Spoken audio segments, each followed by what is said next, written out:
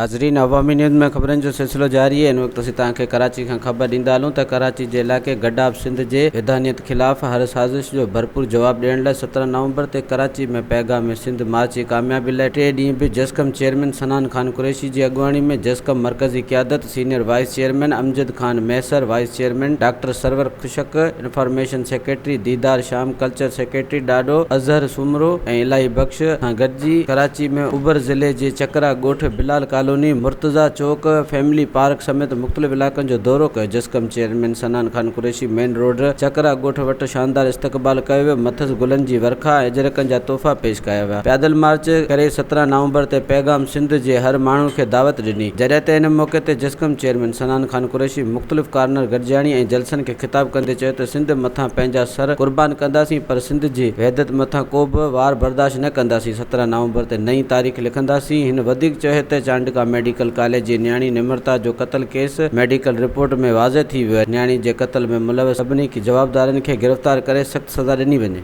वधीक ख़बरनि ऐं तफ़सील जे लाइ विज़िट कयो असांजी वेबसाइट awamiNewsHD.com ऐं ॾिसंदा रहो अवामी न्यूज़ HD।